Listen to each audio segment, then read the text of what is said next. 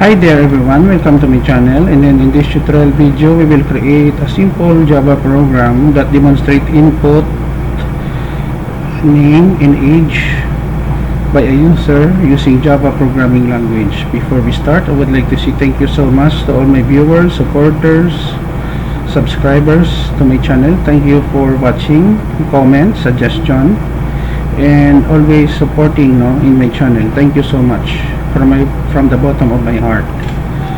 So we have here, so let's get started guys. We have here Java util, import Java util for input output. We have here public class input underscore name, public static void main. It is the starting point of every Java program.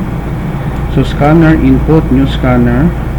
The title of our program, input your name and age in Java. So we have here, what is your name? It will be stored in our variable name, that is string. And then what is, how old are you? Integer, age. So we have here the display, hello, name. You will be, next year you will be age plus 1. And end of program, and then we close our input because we are using scanner file, library file for input output. Now what is the purpose of this program guys? The purpose of this program, first it introduces you how to use the library file scanner for input output in Java.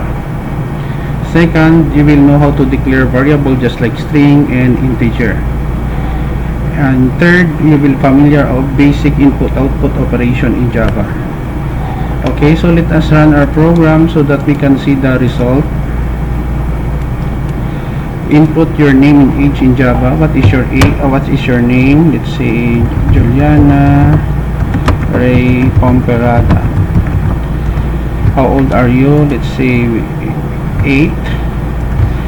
Hello Juliana Ray Pomperada. Next year you will be 9. End of program. Another example. We have here Jacob Samuel Pomperada. How old are you? We have 9. Hello Jacob Samuel Pomperada. Next year you will be 10. End of program.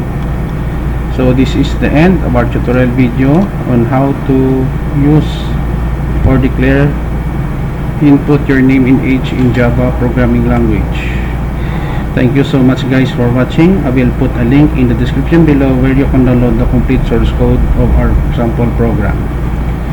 Don't forget to like, share. Please support my channel guys by clicking the subscribe button. See you in the next video tutorial guys. This is your friend Jake saying bye bye for now.